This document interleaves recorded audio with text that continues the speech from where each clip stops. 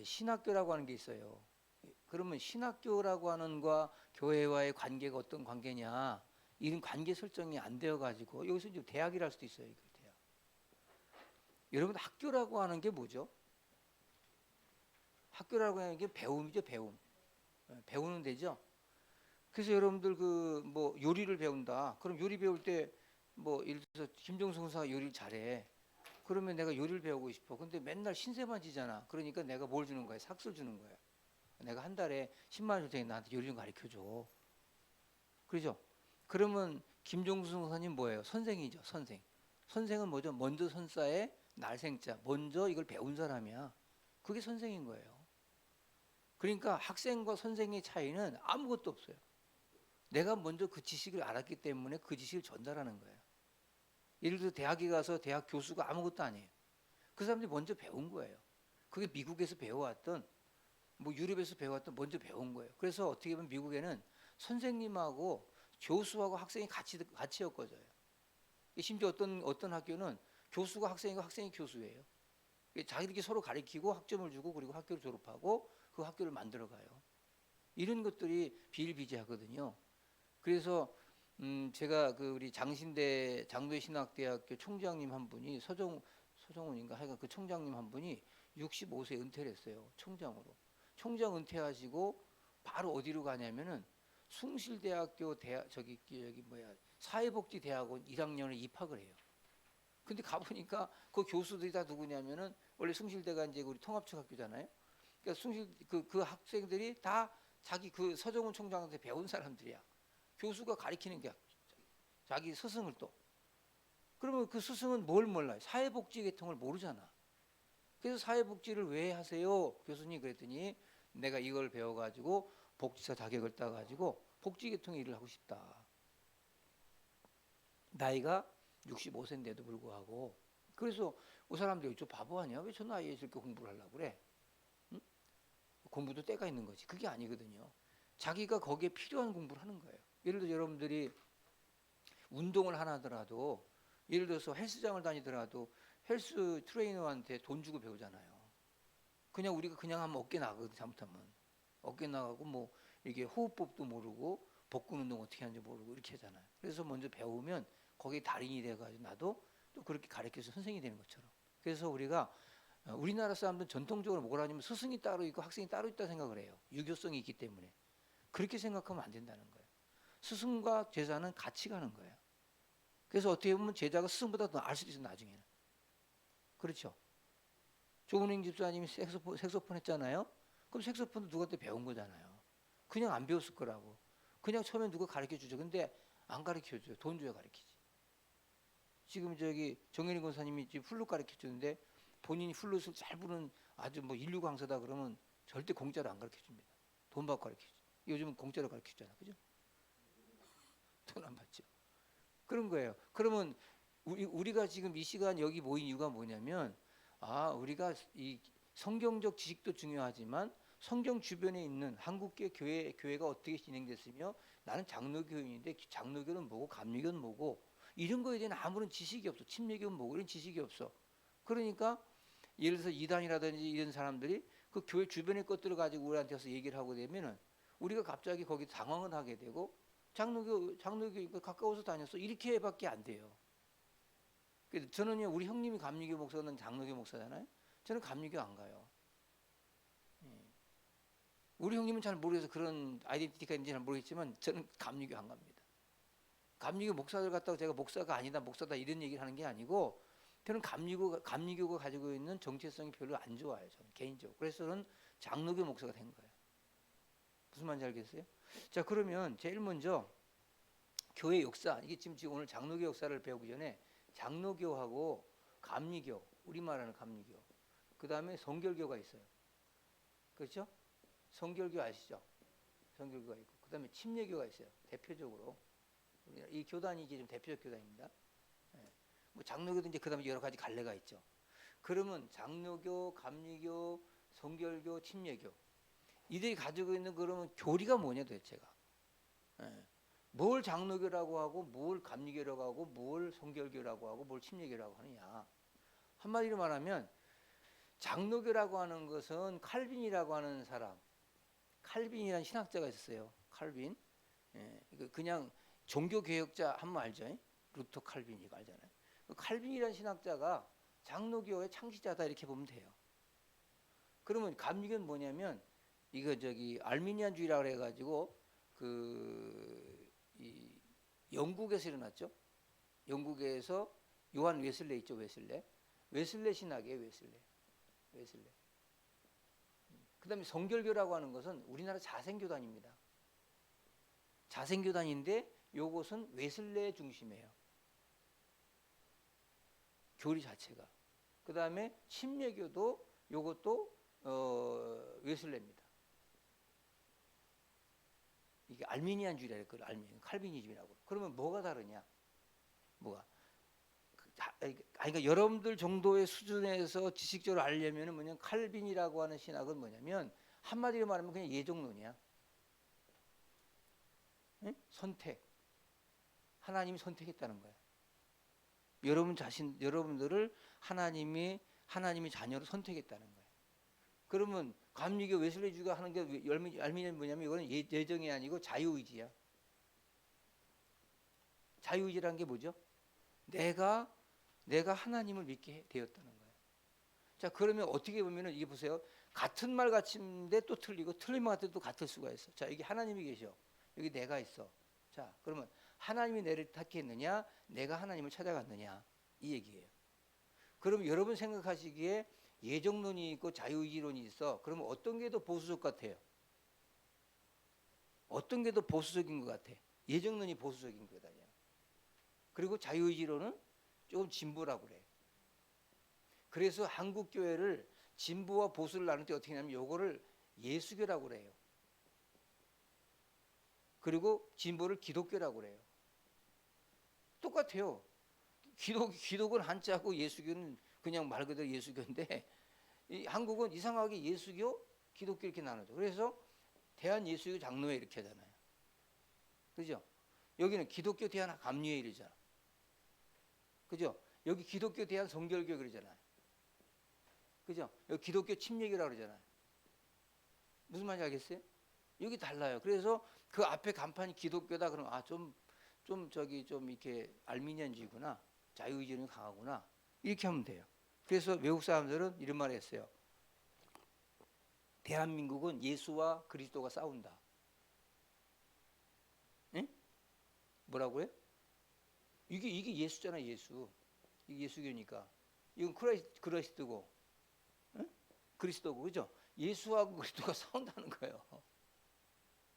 얼마나 웃겨. 그러니까 이게 도대체가 왜 그러냐? 그리고는 이게 이제 단합이 안 돼. 하나가 안 돼.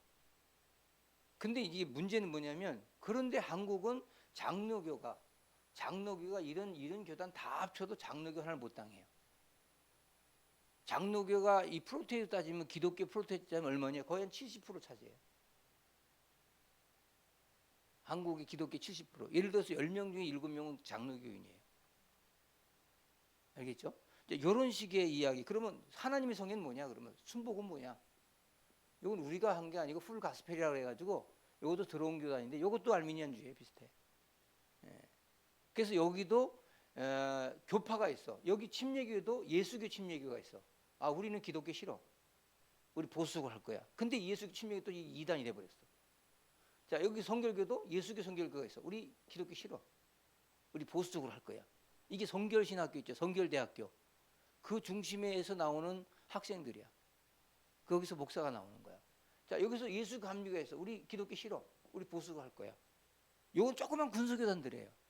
근데 주류적으로 가는 건 뭐냐면 이렇게 간다는 거지. 한국의 교단이.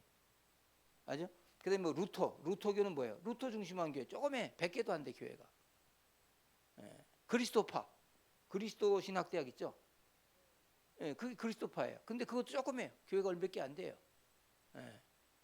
그러니까 이게 다 이 사람들은 나름대로 자기 저희가 있는 거예요. 그래서 종교 개혁자리라든지 어떤 한 사람으로 인해 가지고 교단이 발생하고 그것이 지금까지 해왔다는 거예요. 그래서 그러면 한국의 이제 신학교 운동도 보면은 어떤 한 신학자들에 의해서 학교가 시작이 했는데 한국에 있는 모든 신학교의 시작은 북한에 시작된 평양신학교 출신의 전실이었어. 그래서 다 평양신학교 출신들이 대한민국에 와 한국에 남아해가지고 여기서 세운 학교들이에요. 장로교. 자, 그럼 여기 이제 교재 보세요. 장로교 역사부터 제가 오늘 이제 초대교회 역사부터 가지고 요 장로교가 뭔지 알고, 자, 한국 선교 두 가지 면에 특이한 점이 있는데, 여러분들 우리 민족이 선교를 받은 지가 몇 년 됐습니까? 정확히 130년 됐습니다. 135년 정도 됐을 거예요. 이 정도 대충 알아야 돼. 그러면 선교를 우리가 받았을 때 한국이 참 재밌는 게 뭐냐면, 우리는 선교를 받을 때 선교사가 먼저 들어온 게 아니에요. 응? 뭐가 먼저 들어왔냐? 복음이 먼저 들어왔어. 성경이. 그게 신기한 거야. 그게 우리 민족이 가진 특징이 뭐냐면, 그래서 우리가 성경을 많이 읽잖아요. 우리 민족이.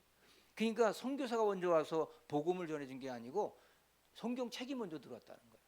복음서가. 그래서 선교사보다 성경이 먼저 들어온 것과 그다음에 한국인에 의해서 최초로 교회가 세워진 점이다.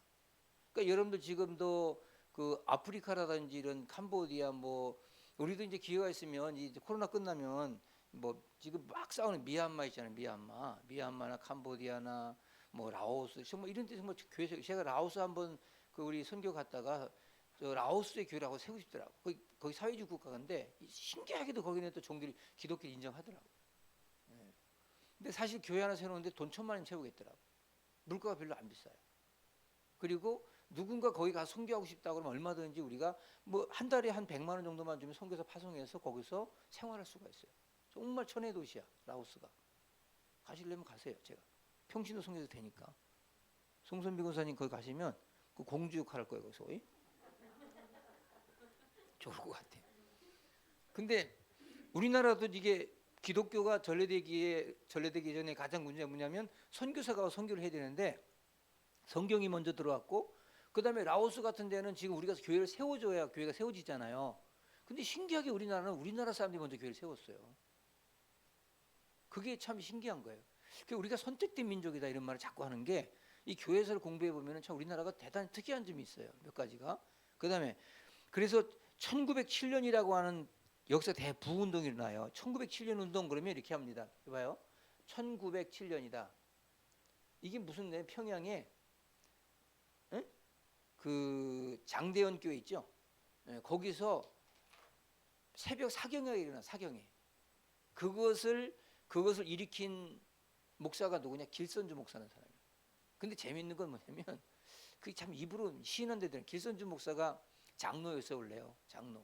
장로 하다가 이제 그 선교사들이 이제 그때 이제 들어와 가지고 신학교를 만들었거든요. 근데 그 신학교 저 교장 됐던 그 선교사님이 그 학생들 앉혀놓고 여러분 중에서 한국 교회를 살리고 한국 사회를 살릴 수 있는 사람이 있으면 한번 손 들어보세요. 그러니까 그때 손 든 사람이 누구냐면 길선주야. 학생 중에 길선주 손 들어서 내가 살리겠다. 근데 이 사람이 뭘로 살리겠느냐? 이렇게 했는데 그때 살리겠다라고 하는 고백을 한 것 자체가 1907년 평양 장대인교에서 역사 대부흥이 뭐냐면 새벽에 사경회란 걸 했어요. 새벽에 사람들 불러다가 성경 공부를 시킨 거야. 에? 야, 근데 사람들이 너무 많이 오는 거야. 그 당시 400명이 모인 거예요. 새벽에. 그래서 이게 새벽에 400명이 모일 때, 저 교회가 새벽에 성경 사경회를 하는데 사람들이 많이 모였대. 그러니까 어떻게 하냐면 새벽에 사경회를 하니까 그럼 우리도 해보지 해가지고 새벽 기도가 운동이 시작된 거야. 1907년에.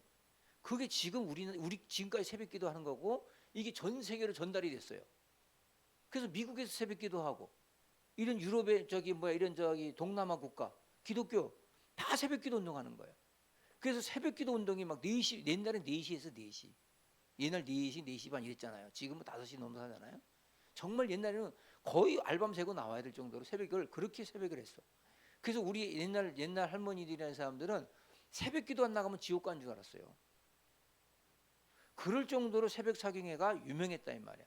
그래서 1907년에 역사의 대분동이 일어나고 그 다음에 한국 교회사에서 기억될 만한 어마어마한 운동이고 이게 세계적으로 번져나갔다.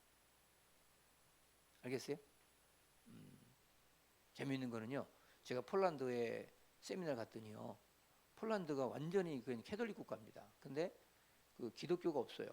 교회가 몇 개냐면 70개예요. 교회가 딱 70개. 인구가 4천만이 넘어가는데 그러면 교회가 없는 거죠. 근데 그 70명의 목사님들이 거기 선교사님들하고 모여가지고 세미나를 초청해서 제가 갔어요. 강사로 폴란드에 갔는데 이런 어떤 이렇게 호텔을 빌려가지고 이제 세미나를 하는데 제가 그 중에서 이제 설교 끝나고 제가 기도에 대한 얘기하고 한국 교회사를 공부해 가리키면서 한국 교회 일어난 운동 기도 운동이다. 예? 새벽 기도 운동이고 기도 무브먼트다 했어요. 그리고 기도를 가리켰어요. 그러고 나서 막 통성 기도 좀 가리키고 막 그랬거든요. 근데 그 얘기를 하는 게 그 폴란드에서 제일 큰 교회가 어떤 교회냐면 350명 되는 교회가 제일 커. 350명 나오는 교회가. 근데 이 목사님이 어떻게 교회를 그렇게 키웠느냐라고 물어보니까 자기는 여기서 교회를 처음 시작하니 뭐 캐톨릭 국가 완전히 뭐 이런 기독교의 기자도 모르는 국가에서 교회 세우는 게 얼마나 힘들어요. 거의 이단인데 그죠? 근데 교회가 된 거예요. 어떻게 됐냐 했더니 자기가 한국에 왔대요. 한국에 구경하러 왔대요. 와가지고 새벽에 가서 새벽 기도하는 걸 봤대요. 그래서 그 폴란드에서 그 새벽 기도를 한 거예요. 근데 일어나는 거야. 그 교회만 일어나는 거야. 그리고 한국에 또 오니까 십자가 이렇게 네온 사인 있잖아요. 네온 사인. 이게 있는 거야. 그리고 불간판 있잖아요. 불간판. 우리 세명석에도 불간판 있잖아요. 이게 있는 거야. 이상하다. 저런 게 있구나. 자기도 가가지고 그 교회에다 간판을 이렇게 만들었대요. 불간판하고 십자가를. 그 제재가 없어요. 그 제재가 없대요. 그때 사람들이 그걸 굉장히 신기하게 생각하고 오더래요. 그게 교회가 부흥됐다는 거야. 근데 좀 단점은 뭐냐면 그 교회 앞에 이렇게 큰 길이 있는데 그 길 앞에서 그렇게 사고가 난대요. 왜? 간판 보다가 사고 난대요. 꽝꽝 받고 앞에 차를. 저게 뭐지? 그래가지고. 예. 근데 이 양반이 거기도 기도 운동을 시작했더라고. 예? 자기가 그 간증하더라고. 아주 뭐 가오가 대단해요. 자기가 제일 큰 교회 목사라고. 350명 나오는 게. 예. 그러니까 그 한국 교회는 1907년에 평양 대부흥운동 이때부터 시작되는 거예요. 그래서 장로교 한국 장로교 역사상 최초의 노회가 조직되고 최초로 한인 목사가 배출되고 선교사가 파송되고 그다음에 신사참배와 함께 한국 장로교의 발전에 장애가 된 것은 공산주의 운동, 신비주의 운동, 자유주의 신학이었어요. 여러분들 그 지금 제가 설교 때 이런 말씀하잖아요. 기독교하고 공산주의는 완전히 극과 극이에요. 그래서 사회주의를 주장하는 정치인들 있잖아요. 소위 우리나라 지금 말 진보 좌파들 이런 사람들은 교회를 별로 안 좋아합니다. 네? 교회를 좋아할 수가 없어요. 왜? 그 사람들의 그 사상을 주입하려면 교회가 없어야 돼요. 교회를 말아먹어야 이게 주입이 되는 거예요. 근데 교회가 있으면 안 돼요. 왜? 우리 교회들은 그 사상과 전혀 반대거든요. 전체주의 사상이 아니거든요. 네. 근데 굉장히 인권을 좋아하는 것 같지만 인권을 무시해요. 그 사람들은. 막무가내 밀어붙인다 그 사람. 때가 되면 막 밀어붙여요. 그 사람들은. 막 인권 용어하는 것 같지만. 근데 기독교는 그게 아니잖아요. 그래서 그 신비주의. 막 그 이용도라고 하는 목사총회에서 막 신비주의가 막 일어나고 별의별 게 다. 우리나라 너무 막 그냥 막 입신 방언하고 신비하고 뭐 이런 거 있잖아요. 막 그리고 내가 이제 예전에 우리 저기 그 이렇게 집회하면요 뒤에 가서 막 춤추는 사람이 있었어요. 그 왜 그러시냐 그러니까 성령 춤이라는 거야 자기는. 그 왜 그렇게 성령 춤 추게 하신다는 거야 성령이. 근데 추게 하는 게 참 춤바람 난 거지 뭐. 그게 무슨 성령 춤이야. 그러니까 춤추고 다니는 여자예요 그 여자가. 근데 그게 이제 그런 쪽으로 이제 성령 춤 받았다고 자기가 그런 신비하게 막 하는데 그건 아니라는 거예요. 그러니까 하나님을 자꾸 잘못 믿어가지고 말씀 중심 가지 못하고 너무 그렇게 성령 이런 어떤 신비 막 이런 쪽으로 가면 안 된다는 거죠. 그다음에 수백만의 신자들이 모인 대중 집회가 성을 이뤘다. 이게 뭐예요? 여러분들 저기 아세요? 혹시 그 저기 여의도 광장에 빌리그레암 목사 왔을 때 한 100만 명 모였죠. 우리나라 그 여러분들 저기 그 광화문에 뭐 지난번에 200만 300만 모였다. 그거 다 거짓말인 거 아시죠? 20만 30만 안 모인 거예요 그거. 정말 100만 명 모인데 가보시면 그 여의도 빌리그레암 왔을 때 정말 100만 명 모였어요. 정말 모래알 같은 거예요. 새까맣게 100만 명이. 그 헬기 타고 축도했잖아요. 헬기 타고 빌리그레암 목사가. 그게 안 보이니까 사람이. 그게 뭐 대단했어요 그때. 그러니까 그런 운동들이 한국에서 일어나기 시작하는 거예요. 막 대형 집회 이런 것들이. 이게 한국 교회사의 어마어마한 운동입니다. 1971년인가 그래요.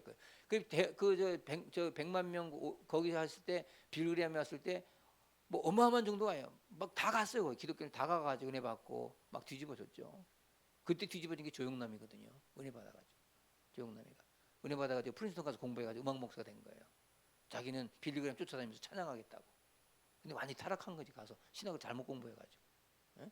근데 중요한 건 뭐냐면 그렇게 그 정도로 한국 교회는 자 교회도 한국 사람이 세웠고 근데 노예도 조직하고 선교사도 파송하고 대형 집회들이 많았다.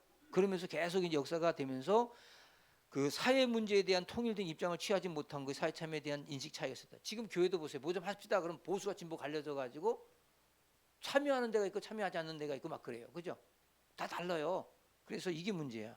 그게 진보주의자든 그리스도인의 시대적 사명이라고 생각해 가지고 자기들은 우린 진보적, 보수적 이렇게. 그래서 교회도 보수교회, 진보교회 이렇게 나눠져 있고 그렇게 됐고 1990년에 들어서면서 한국 장로교회는 성장의 지체는 침체 시기를 맞. 제가 1993년에 정확히 교회를 개척해요. 제가 처음으로. 근데 이때는 정말 침체기였어요. 교회가 안 될 때. 근데 저는 일어났어요. 뭘 일어난 줄 아세요? 1907년 평양 대운동 같은 거 한 거예요. 새벽기도 운동. 이 역사예요. 지금도 저는 한국교회를 보면 한국교회가 어떻게 이걸 해야 부흥한다라고 하는 사실을 우리가 알 수가 있어요. 근데 목사님들이 교회사를 모르면 한국교회가 어떻게 부흥해서 부흥의 주기가 어땠어? 이걸 모르는 거야. 지금은 어떤 시대야? 이걸 모르는 거야. 지금 내가 역사적인 한국 교회사를 볼 때 지금 2021년 이 시대는 어떤 시대인 줄 아세요? 침체기 정도가 아니고요. 완전히 이건 팬데믹이에요. 팬데믹. 근데 여기서 우리가 살 수 있는 비일은 뭐냐면 기도운동하자 이런 것도 다 중요한데 다시 초대교회로 돌아가야 돼요. 신학교 운동하고 다시 복음운동하고 다시 기도운동하고 이걸 일으켜야 돼요. 이런 역사를 일으키면 한국교회 다시 삽니다. 그리고 지금은 어때요? 옛날 초대교회 때는요. 이 한국의 초스탄계는 연합운동이 잘 됐어요. 그때는 뭐 장로 감독성 이거 철랑한 것이 막 집회한다 그러면 다 뭐 집회해주고 막 뭐 대부운동 같이 하고 뭐 빌리그램 집회도 같이 다니고 막 있거든요. 근데 지금 그러고 나다가 1990년에 80년 지나서 90년에 들어오면서 다 각계 전투하는 거예요. 교회들이 우리 교회. 남의 교회 부흥되는 거 그냥 뭐 이건 뭐 용납이 안 되는 거야. 내 교회면 부흥돼야 되는 거야. 그래가지고 여의도 순복음부터 시작해가지고 막 문어발식으로 교인 뺏어가기 시작하고 교회 데려가고 막 싸우고 막 이런 아비규환이 됐어요. 한국 교회가. 예? 저도 그때 목회하면서 너무 그게 지독했어요. 그래서 막 우리 교회 성도들이 남의 교회 가서 설교 듣는 건 뭐 이건 용납이 안 되는 거야. 용납이. 예. 내 교인이 다른 교회 목사 설교 듣고 좋다고 하는 게 용납이 안 되는 거예요. 연합운동이 안 되는 거예요. 근데 그게 지금까지 전투가 계속되어 가지고 지금도 그런 연합운동 안 하는 목사들이 많습니다. 예. 뭐 동기총이나 동창연합회 이거 동탄연합회 이거 안 들어와요. 왜? 자기는 나 혼자 하겠다는 거야. 근데 지금 혼자 하는 시대가 아니거든요. 그래서 우리가 1900 그 초창기 때 우리나라의 연합운동이 지금 다시 일어나야 돼요. 그리고 그런 기도운동이 다시 일어나야 되고. 근데 이게 이제 무슨 비대면이 대면 이런 식으로 해가지고 코로나 때문에 이렇게 했잖아요. 그러니까 역사를 쭉 보면 아 하나님이 우리 민족을 쓰시려고 지금 이렇게 흘러가게 하시는구나 이걸 봐. 그러면 이때 나는 목사로서 우리 교회로서 우리는 어떤 자세를 취하고 어떻게 나가야 되는가라고 하는 게 중요한 거예요. 그 역사 공부를 해야 돼요. 여러분 그 교회사뿐만이 아니고 한국사, 세계사 공부해야 돼요. 역사 공부를 못하면요 흐름을 몰라요. 부동산도 역사가 있지 않습니까? 그죠? 부동산도 역사를 알면 아 지금 집이 오를 때야 내릴 때 이거 다 알아요. 네. 알겠어요? 지금 한국 사회, 한국 부동산은 역사적으로 볼 때 앞으로 최소 3년은 올라가요. 최소. 근데 그 다음부터 또 이제 진짜 완전히 나로 떨어질 수 있어요. 그러니까 그 시기를 잘 타야 되거든요. 근데 그걸 몰라서 그런 게 아니고 뭐 주어지지 않으니까 그렇죠. 돈이 없고 그러니까. 근데 그런 역사의 흐름을 잘 타라 이 말이에요. 파도 타듯이. 그 다음에 교회 연합운동은 교회가 하나 된다는 긍정적 측면도 있지만 장로교 정체성을 약화시키는 계기를 마련하기도 하였다. 한국 교회가 다시 한번 부흥을 체험하고 영적 능력을 회복하기 위해서는 장로교 정체성을 확립해야 된다. 자, 장로교라고 하는 정체성을 한번 우리가 알아야 되는데 장로교의 전례 1810년 영국 바실홀에서 백령도와 청도 상륙해서 성경을 전파했다. 이 백령도가 어디죠? 저 서해 섬이죠. 그래서 백령도가 성지예요. 여기가 우리나라의 최초의 복음이 전파된 곳입니다. 청도라는 것도 마찬가지. 칭다오 가보셨어요? 청도? 칭다오. 칭다오 되게 재밌어요. 저는 그때 칭다오 얼마에 갔냐면 14만 원에 갔어요. 2박 3일. 먹고 자고 다 하는 14만 원. 싸게 갔죠. 우리 코로나 끝나면 내가 데려가 줄게요. 10만 원짜리 데려가 줄게. 별로 안 비싸요. 여기. 근데 이 청도인데 거기 이제 복음이 들어간 거예요. 그 여러분 백령도라고 하는 섬이 거기는 저기가 없어요. 불교가 없어요. 지금도. 우리 어머니 백령도 출신이잖아요. 김준혜 권사가 백령도 출신이에요. 백령도 출신 목사들이 어마어마했습니다. 신앙이 너무 좋아요. 백령도라는 섬은 인구의 거의 90%가 크리스찬입니다. 이게 뭐 천주교도 안 돼요. 거기는. 그다음에 감리교도 안 돼요. 성결교도 안 돼요. 장로교만 돼요. 그것도 예수교 장로만 돼요. 참 신기하죠. 그 교회 마을마다 교회가 다 있어요. 다 200~300명씩 모여요. 마을마다 교회가 다 있어요. 거기에 우리 외할아버지라는 분이 그 교회를 3개를 세운 거예요. 그 백령도의 초대 장로예요. 네? 그러니까 백령도라는 게 왜 그렇게 성시가 됐느냐? 최초의 복음이 들어간 거예요. 거기가. 그다음에 독일 칼 구출라프가 금강 하류 홍청 교금도 한문 성경 전도지 돌렸고, 토마스 목사가 대동강, 이거 내가 설교 때 몇 번 했죠. 토마스 목사가 대동강변에 배를 대고서 이렇게 선교하러 들어오려고 그러는데 관군이 올라가서 그냥 토마스 목사를 목을 쳐버려요. 그러니까 토마스 목사가 이제 20몇 살에 그때 어린 나이에 선교사로 온 거야. 근데 죽어가면서 손에 있던 성경을 육지에다 던지죠. 그리고 이 사람은 죽어요. 근데 그 던진 성경을 가진 사람이 최초의 목사가 됩니다. 이게 여러분 복음을 우리가 성경을 전달한다는 건 굉장히 중요한 거야. 여러분 지금 그거 아셔요? 지금도 여기 우리나라의 그 비무장지대 있죠? 비무장지대 가면은 아주머니들이 성경 전달하는 선교사들이 있어요. 여자분들인데 이분들은 그 지뢰바디 있잖아요. 그걸 다 알아요. 그래가지고 여기다가 성경을 이렇게 몸에다 짊어지고요. 그걸 피해가지고 성경 전달지 또 오고 그럽니다. 지금 그런 선교를 해요. 생명 걸고 북한의 성경도 차고. 이 한국 교회가 보통 교회가 아닙니다. 이 정도로 여러분, 그래서 우리 하나님이 한국을 너무너무 사랑해서 복음이 먼저, 대동강에 토마스가 성경 보내고 백년도 성경이 들어오고 저 금강하늘에 성경이 들어오고 이건 거예요. 맥킨타이어 목사가 이응찬, 김진기, 백홍준, 이성아에게 세례주고 한국 성경을 제작 반입했다. 계속 성경이 들어온 거예요. 소상윤 세례주고 누가 보면 요한 번역시켰다. 이승이라는 사람 일본 유학생 세례받고 복음서 번역했고, 언더우드 아펜젤러가 또 성경을 가지고 왔다. 그러면 선교사들이 이제 들어오기 시작한 거죠. 그 말씀 먼저 들어오고, 그다음에 그 다음 페이지 보면 장로교의 공식적 전파는 미국인 알렌이 의사 겸 선교사가 왔으나 선교사 역할을 못했고, 장로교 언더우드 감리교 아펜젤러 선교사를 입국했다. 1880년에 정말 처음으로 이제 장로교의 언더우드 박사, 감리교 아펜젤러 선교사가 입국을 하죠. 그죠? 어디를 통해서? 인천. 그래서 인천이 성시가 된 거예요. 에? 인천. 여러분 인천에는요, 제가 인천 출신이거든요. 안산 살았으면 인천에서 거의 중고등학교를 다 나왔어요. 대학까지. 그러니까 인천에서 살면서 저는 인천은 참 재밌는 동네예요. 간판만 걸면 뭐예요? 거기는 1970, 80년대 교회 간판만 걸면 막 떼어지러 모였어요. 인천은 지금도 30%야. 성시화가. 부산은 몇 프로인지 아세요? 부산 6%도 안 돼요. 제주도 5%도 안 돼요. 복음이 힘들어요. 원주가 몇 프로인지? 원주가 30%예요. 참 재밌죠? 이렇게 성시된 데가, 원주도 그 이유가 있어요. 근데 아펜젤러 언더우드 박사가 인천교회 들어오니까 인천이 복음화됐는데, 여러분 항구 도시는 다 뭐가 발달돼 있어요? 음란 문화가 발달돼 있죠. 그래서 부산이나 이런 데 다 음란한 거예요. 부산은 지금도 마약 맞은 몰핀 맞은 그 주사기가 그냥 하루에도 그냥 수십 가마가 나와요. 수십 가마가. 근데 일본은 인천은 깨끗해요. 참 신기하죠.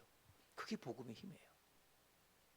이게 지금 계속 들어오는 거. 그다음에 자, 장로교회 세부 장로교 조직을 보면 소래 장로교회가 있고, 이게 솔레교회라고 해가지고 황해도 솔레 지역에 처음으로 세운 교회입니다.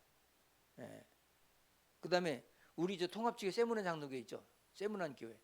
이게 최초의 장로교회들이에요. 1880년. 이게 100년이 훨씬 넘었죠. 예.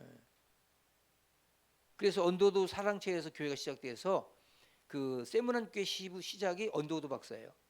그다음에 여러 교파 효과적으로 선교하기 위해서 협회를 갖다가 공의회 이런 걸 조직하고, 그다음에 이 우리나라가 교파가 왜 이렇게 많으냐면 선교사들이 들어와 가지고 이렇게 부분별로 너희는 수도권, 너희는 충청권, 너희는 호남권, 너희는 영남 이렇게 복음을 전해서 그러다 보니까 거기에서 이게 자기들이 파벌이 생겨 파벌이.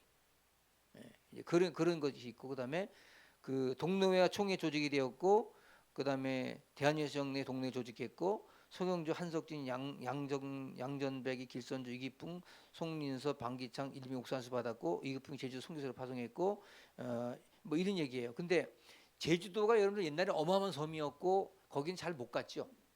그 제주도 이기풍 선교사의 뒷얘기가 있잖아요. 이기풍이가 선교할 때 어떻게 하냐면요. 제일 먼저 제주도 선교사로 이기풍 씨가 들어가는데, 그 제주도에 가니까 매년 1년에 한 번씩 그 큰 동굴에 예쁜 처녀를 바쳐야 돼요. 처녀를 이렇게 초이스해 가지고 갖다 드리면 한 해 동안에 바다에 뭐 이렇게 뭐 파도가 안 일고 뭐 이렇게 해가지고 이런 이상한 미신이 있는 거예요. 그래서 그 처녀를 갖다 꼭 그 동굴에다 갖다 놓으면 큰 구렁이가 나와서 먹는 거예요. 그런 저기 아주 신비한 저기가 있었어요. 그래서 그걸 섬기는 거야. 그래서 이기풍 씨가 가서 선교가 안 되는 거야. 그래서 이 사람이 그럼 내가 들어가겠다. 내가 처녀로 하겠다. 내가 들어가겠다 해가지고 칼 하나 갖고 들어가요. 그래서 그 구렁이에 싸워서 이깁니다. 죽여서 갖고 나와요. 그때부터 선교가 돼. 이건 아무것도 아니다. 미신이다. 왜 생사람을 갖다가 그런 동물한테 주냐. 그래가지고 그거를 그때부터 이제 선교가 시작되는 거예요. 그게 제주도 선교의 역사입니다. 그것도. 그러니까 우리나라 초창기 참 재밌어요. 옛날 기독교가. 그래서 어떻게 보면은 아주 토속적인 유교적 문화, 샤머니즘 문화에 기독교가 쓰다 보니까 옛날에 굉장히 기복이 많아서 기복적인 게 한국 교회가. 그것이 이제 신학화되면서 신하고 정리되면서 지금까지 와서 굉장히 이게 정리가 되는데, 지금도 사실은 한국 교회가 그렇게 성숙한 교회들이 많지 않아요. 첫째는 이제 목회자들이 너무 수준 낮게 공부를 해가지고 목회를 배출하다 보니까 목사님들이 너무 지식이 없었어요. 그리고 한 분야만 하다 보니까 이렇게 버라이어티 하지 못하고, 그러다 보니까 장로교가 뭔지 이것도 몰라요. 그래서 결국에는 이제 문제가 됐다는 거죠. 자, 그다음에 독립운동가 장로교회. 장로교회는요, 그 3월 1일 날 3.1절 독립운동 대표 16인이 참석해요. 이 장로교 자부심 가지라고 하는 소리야. 그다음에 주일학교가 엄청나게 저기하고 1930년 신사참배 강요했고 1938 27 총회 때 신사참배를 결의해요. 장로교가. 이것 때문에 장로교가 수치를 당하죠. 그래서 나중에 사과를 하지만, 그다음에 이 박형룡이라는 사람과 김재준이라는 사람이 신학 논쟁하면서 이때 이제 보수와 진보가 나눠져요.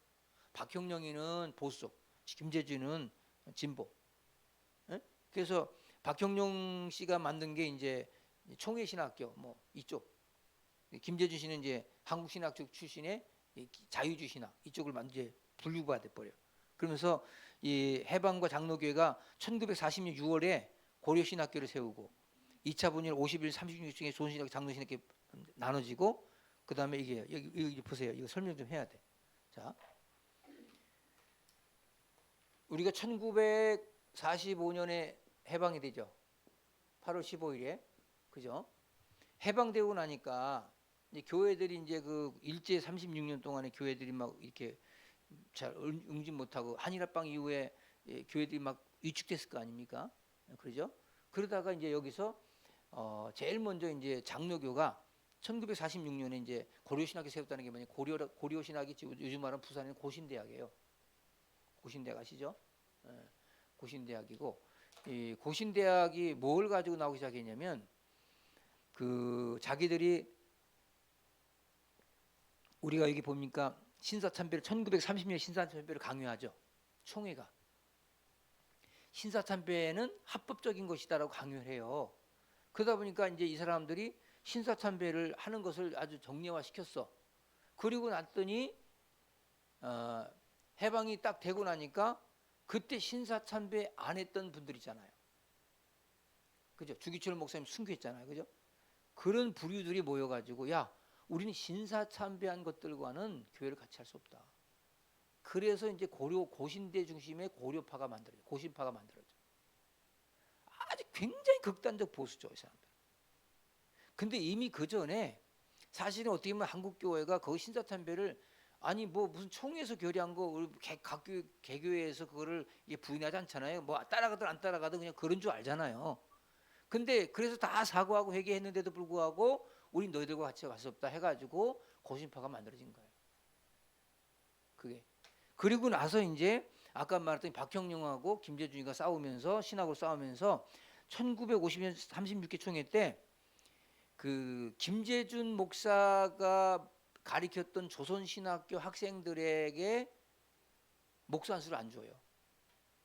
그래서 1953년에 조선신학교 출신들이 나가서 기장이라고 하는 걸 세워요. 이게 뭐냐면 기독교 장로회라고 하는, 이게 요즘으로 말하면 한국신학대학이고 이게 한신대학이 바뀐 거예요. 여기 저 오선에 한신대학 있죠. 이게 조선신학교에서 김재준이라고 하는 사람이 미국에서 공부해 오면서 이제 요거에 대한 얘기 또 해야 돼요. 김재준 박사라는 사람이 기장에 세워요. 굉장히 진보적인 거예요. 이 사람들은 성경을 믿질 않아요. 성경도 인간이 쓴 글이다. 이것도 우리는 축자 영감을 믿잖아요. 모든 성경은 하나님이 감도되었다 이러잖아요. 근데 이 사람들은 성경은 그냥 텍스트북이 아니다. 뭐 이렇게 볼 수도 있어요. 상황적으로 바꿀 수도 있다. 그러다 보니까 조금 캐톨릭에 가까워져 버렸어. 이걸 자유주의 신학이라고. 이 신학이 들어오니까 소위 말 박형룡이라고 하는 박형룡 쪽에 있는 이 출신들의 뭐 지금 여러분 총회 신학이나 장로회 신학 같은 이런 사람들 쪽에서 이 기장 조선신학교 출신들을 안수 주지 말자. 그래서 그래 안 줘? 그럼 우리끼리 나가서 교단 만들게. 그래서 만든 거예요. 그리고 여기는 이제 여긴 기장 한국 기독교 장로회라고. 아까 그러니까 기독교는 보수라 진보라 했어요. 진보라 했잖아. 기독교자 들어가면 다 진보야. 저기 순복음도 기독교 대한 하나님의 성회가 있고 예수교 대한 하나님의 성회가 있어. 그럼 기독교는 진보인 거야. 그렇게 따지면 돼요. 그게 여러분 그냥 짓는 거야. 이름을 그렇게 짓는 거예요. 그래서 이 사람들이 대한 예수교 장로회라고 하는 걸 가지고 이렇게 이제 하나로 간 거야. 그러면 여기 때 교회가 몇 개냐? 2,000개였어. 2,000개. 여기 이때 교회 2,000개였어요. 요것이 여기 700교회 나가고 여기 1,300교회가 나왔어.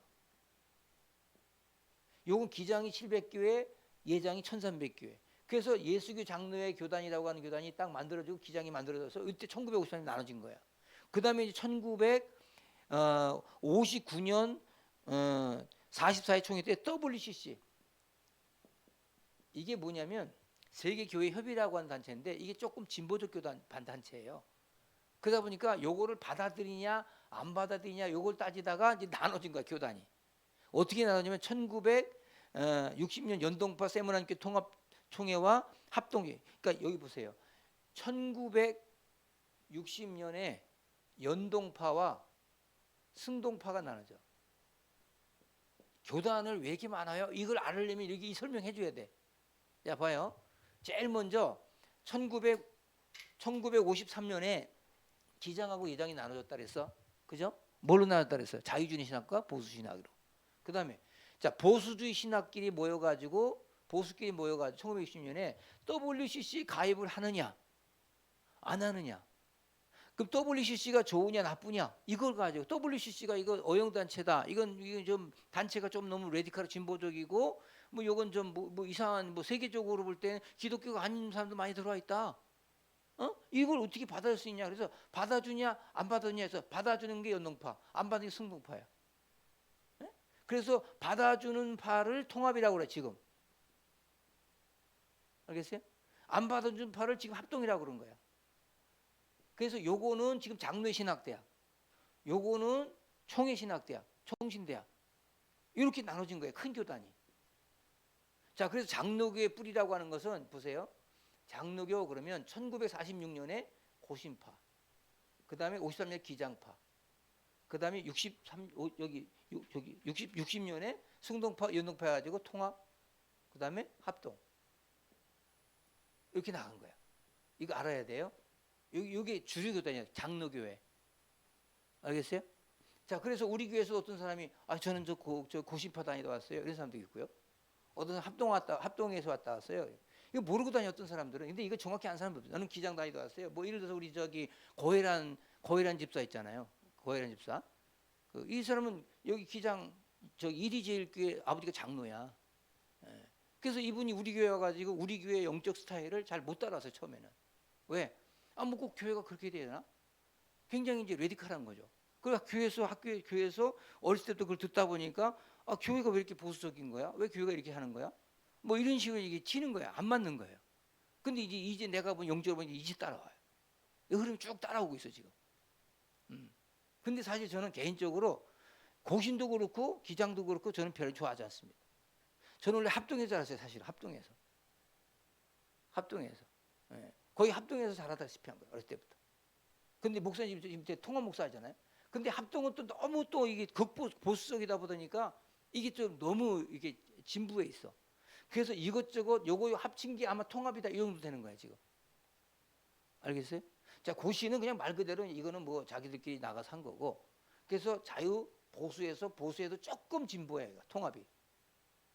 예? 그러니까 요거는 요게 뭐 10이다. 그 요게 그다음에 뭐 5다. 요거 7.5 정도 될까요? 이렇게 이런 식. 알겠어요? 자, 그러면 어떤 사람이 목사님 그 백석교단은 뭐예요? 백석교단. 우리 여기 동탄에 백석교단 많거든. 그럼 장로교 역사를 모르는 사람은 뭐 교회가 백석밖에 없어서 백석인가? 뭐 이럴 수도 있고. 백석이란 말이 흰돌이라고 해도 예수를 상징하는 거거든요, 사실 그게. 근데 백석교단이 뭐냐면 이거였어요. 합동이라고 하는 교단에서 목회자를 배출하는 게 무슨 대학이에요? 총신대학이죠. 사당동에 있는 거. 아세요? 요거는 이제 장신대라고 해야죠. 요 광나루 있는 거. 예? 이게 주류 신학대학이에요. 요거는 오산에 있는 한신대, 수유리에 있는 한국신학대학 대학원이 있고. 자, 그러면 요거는 이제 부산에 있는 고신대. 예? 이거 외에는 나머지는 다 비주류야. 무슨 말인지 알겠어요? 다 비주류. 그러면 지금 통합은 그냥 하나로 나가서 하나로 계속 통합으로. 통합은 끝까지 하나로 가요 지금. 통합이 교단 갈른 게 없어. 한 번도 갈라지질 않았어. 그래서 제가 죽음용이가 지금 한번 갈라볼까 그 생각도 해봤어요. 농담이 진짜예요. 통합이 너무 진보로 하니까 통합 보수로 하나 만들어버릴까? 그 생각도 안 해본 게 아니에요. 예. 근데 통합은 말 그대로 진보와 보수가 같이 합쳐있던 게 통합이야. 그래서 그런데 이 합동은 뭐냐면 합동에서 총신대학이 옛날에 장신대도 그렇고 다 그렇게 학교가 들어가기 힘들었어. 옛날에는 이 정규 신학대학을 들어가기 쉽지 않았어요. 예. 지금은 뭐 대학이 너무 많아졌잖아요. 그래서 옛날에는 뭐 지금 한신대, 무슨 장신대, 총신대 이런 다니면 그게 서울대학을 갈 수 있는 애들이 거기 가는 거예요. 왜 그냥 나는 목사가 되기 위해서 가는 거야. 사명자로. 지금 많이 타락했죠 지금은. 그래서 학부를 우습게 여기는 거야. 신학대학을. 아니에요. 나는 예민할 때부터 신학 공부해야 된다. 그래서 내가 우리 주영광 목사를 장신대 가라고 했던 거야. 신학대학. 일반 대학 못 붙어서가 아니에요. 그래서 이 총신대를 들어가려다가 못 들어가다 보니까 승질을 하잖아요. 그 자기들이 신학교를 만들어 버렸어. 못 들어간 사람들이 비주류를 해가지고. 그게 총회 신학이야. 이름도 똑같이 비슷하게 해서 총회 신학교라고. 이걸 어떻게 방배동에다가. 이거 사당동에 있죠. 이거는 방배동에다 총회 신학을 만든 거예요. 그래가지고 이걸 그 당시 합동 정통이다. 자기네가.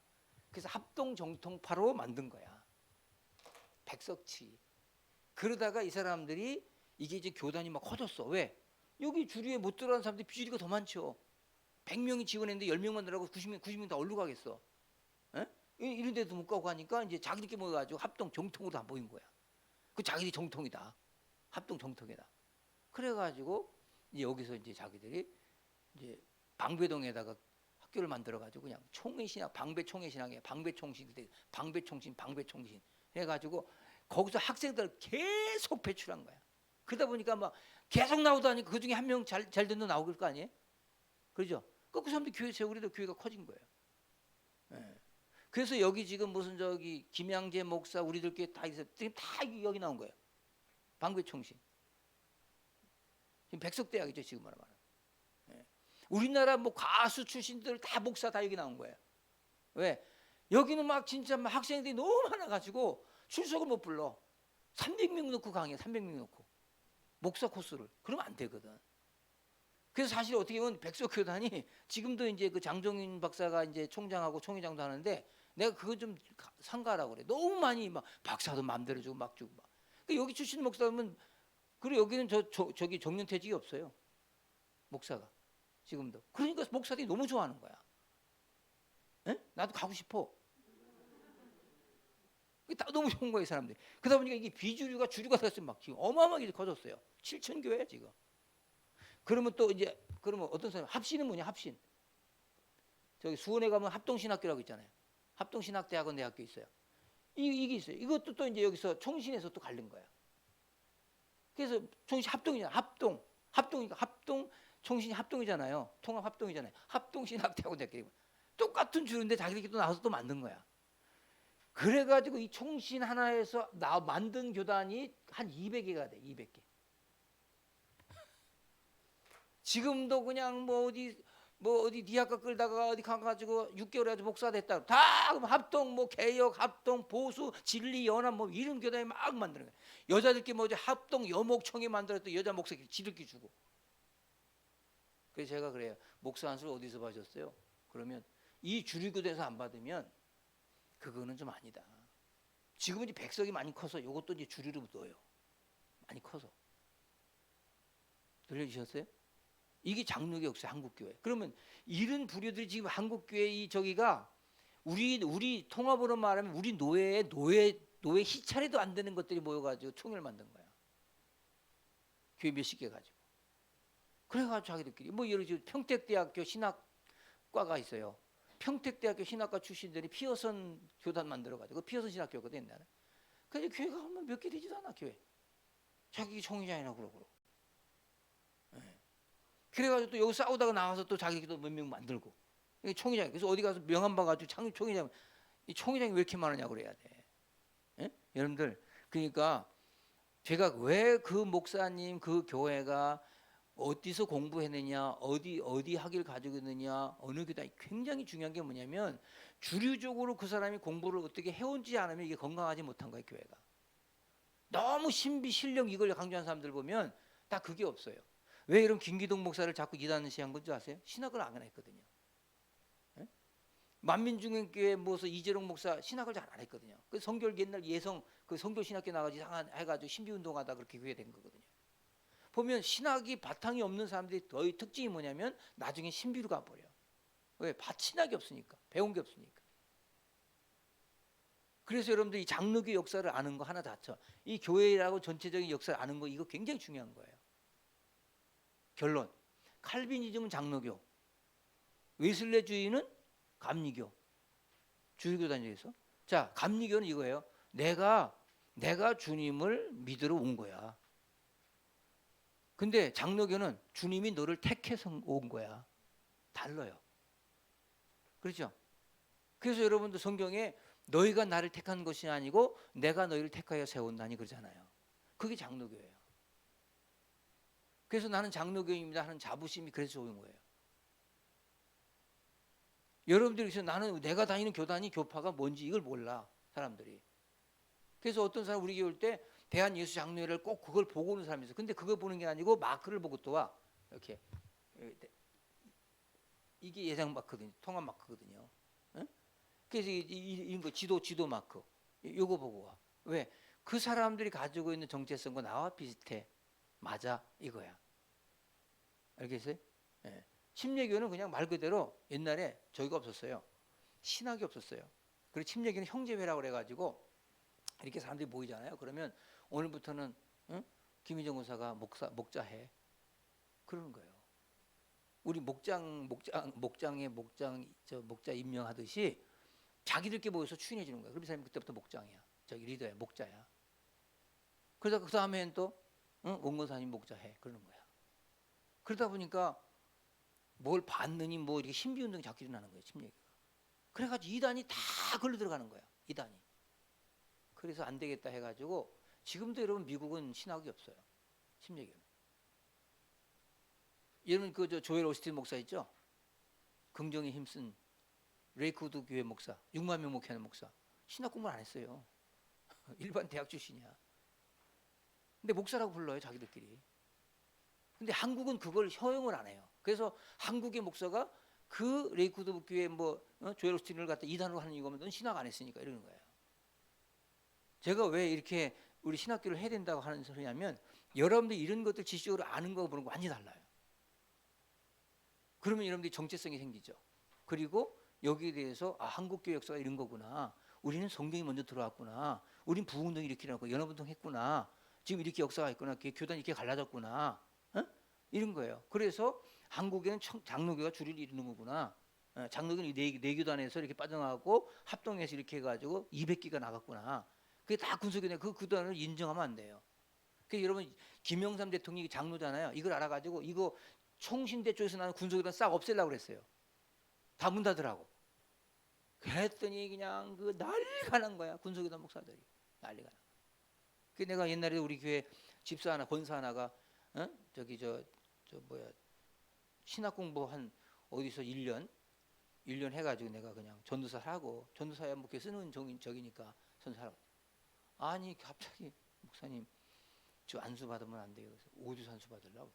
누가 안수 준다고 그래요. 그런 안수 받아서 뭐해? 내가 줄게. 그럼 왜 그런 걸 받으려고 그래? 받았어. 자기 목사로 불러달래. 목사로. 그 자기 부목사 임명해달래. 근데 목사가 아닌데 무슨 전도사까지는 괜찮아. 전도사까지는 괜찮아. 평신도야 그거는. 근데 목사는 성직이야. 너는 그렇게 하면 안 돼. 그래서 내가 그 나가라 그랬어요. 나가라. 자기가 나가서 막 목회하면 될 거야 나. 막 그래가지고 했더라고. 내가 또 걔도 데리고 있던 저기 교육자니 가서 또 축하해주고 돈도 한 500만 원 성금해주고 이렇게 했어요. 쫄딱하겠지 뭐. 다 들어먹더라. 안 와. 이게 성령이요. 왜 사람이 제대로 공부를 해야 되면 성령도 그렇게 역사하시더라. 여러분 어디 가서 목사라고 다 목사 아닙니다. 우리나라 여자 목사들 조심해야 됩니다. 박수원 목사 여자 목사잖아요. 왜 조심해야 되냐면 정상적으로 대학을 나오고 신대원을 나와서 옥상은 괜찮아. 근데 대한민국 목사 연목사 중에서 80%는 다 가짜예요. 군소교단 어디 이상한 데 가서 공부해가지고 그 목사 안수 받는데 100만 원 주면 안수 줘요. 그러니까 돈 주고 이렇게 자기 주는 거 똑같은 거예요. 근데 그 안수를 자기들끼리 인정하지 인정 안 해줘요. 그래서 어느 교단 목사입니까가 중요하고 어디서 공부했습니까 중요한 거예요. 오케이? 오늘 여러분 이 장로교 역사 첫 강의 이렇게 제가 운을 띈 거야. 앞으로 더 체계적으로 이제 초청도 나갈 거예요. 그래서 이렇게 하다 보면은 이게 교회가 보여. 우리 세명성 교회가 지금 여기에 있구나. 딱 보이는 거예요. 알겠죠? 우리 교회는 무슨 교단이야? 통합교단이고 장로신학대학에서 목사가 배출되고, 그죠? 아주 보수적인 고신도 아니고 합동 보수적인 게 아니고 그렇다고 기장적 자유주의도 아니고 보수와 진보가 어우러지지만 그래도 중도 보수 정도. 알겠어요? 그런 정도의 교단이다. 여기서 WCC 때문에 여기서 연동파 승록을 나눠줬다. 1960년에. 요 정도 이제 지식이 있으면 돼요. 그게 여러분들이 이 정도만 알아도 다른 사람들하고 얘기하면 되게 지식이 많네. 이렇게 할 수 있어요. 알겠죠? 첫 강의 너무너무 잘 들었어요. 다 보니까 다 장학금 줬어 내가 지금. 공부 잘해서. 기도하겠어요? 질문 있어요? 네.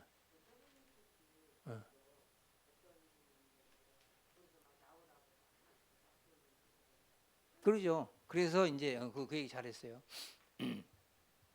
WCC 회장을 누가 했냐면 명성때 김사모니가 했어. 응? 얘 뭐 이걸 하지 말았어야 돼 사실은. 왜냐면 김삼원 목사의 목회 성향과 WCC는 완전히 안 맞아요. 나도 이게 안 맞아요. 나도 이 승동파 연동파 중에서 나는 승동파 쪽에 사실은 합동 측에 나도. 근데 이걸 알아야 돼 여러분들이. 자 보세요. 내가 통합교단은 있지만 내가 합동교단이 있지만 통합교단이 가지고 있는 정체성에 대해서 다 찬성하는 건 아니죠. 그렇죠? 여기 합동에서 있다고 합동이 다 받아들인 거 아니잖아요. 이 사람들 중에서 또 WCC 찬성하는 사람이 있어요. 그렇죠? 근데 이제 내가 그렇게 찬성을 하지만 교회적인 역사로 볼 때는 갈 수가 없기 때문에 이게 남아 있는 거예요. 그래서 나도 그런 얘기 들었어.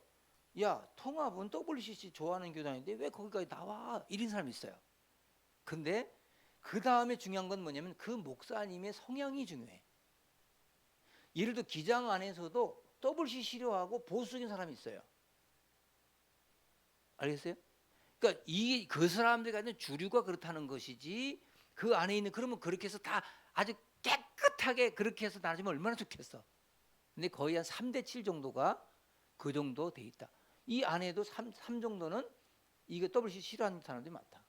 나도 개인적으로 싫어해요. 그래서 제가 아까 통합 보수 만들겠다 그랬잖아요. 합동 갈 수는 없고. 에? 만들자고? 그 정도 하자. 여기서 연동파에서 통합이 가지는 WCC 이거 좋아하는 사람끼리 하고 우린 다른 교단 통합시도 보수 만들자. 합동 못 들어가겠고. 그러면 또 이제 하나의 교회사의 역사가 또 되죠. 죽음 연한 사람이 창시했더라 이렇게 나오죠. 그 역사 한 페이지 쓰고 갑시다 우리 그래도. 그래서 그런 말 하면 이런 말 하셔야 돼. 그건 맞아. 맞는데 WCC를 찬성한 교단 맞아. 근데 우리 목사님은 그 성향은 아니야. 이렇게 하면 돼요. 무슨 말인지 알겠어요? 그걸 가지고 있는 성향의 사람들은 지금도 거의 기장화돼 있어요. 자유주의라고. 그러니까 여러분들이 그렇게 지금 잘 물어본 거야. 그걸 모르면 그 사람들이 이걸 WCC가 뭔지 그거에 대해서 얘기를 해줘야 돼. 그 안에 주류적으로 80%는 좋은 거 많아. 근데 한 20%가 안 좋은 게 들어있어. 섞여 있어. 샤머님적인 게. 근데 그런 사람들 다 협의에 넣은 거예요. 세계적으로. 이게 세계교회 협의죠. 한국교회 협의가 아니야. 그러니까 요거는 충분히 이해하지만 그렇지만 교회들마다 승동파 합동에서도 그런 사람이 있고 이렇게 있다. 무슨 말인지 알겠어요? 그렇기 때문에 그 다음에 목사의 성향이 중요한 거예요. 아주 좋은 질문이었어요. 또 없죠? 다음번에 또 하세요. 기도하겠어요. 하나님 감사합니다. 첫 강의 잘 들었습니다. 축복하시고 한국 기독교 역사를 알고 우리 정체성을 분명히 하고 주님 앞에 영광 돌리는 믿음의 귀한 종들 되게 하옵소서. 예수님의 이름으로 기도합니다. 아멘.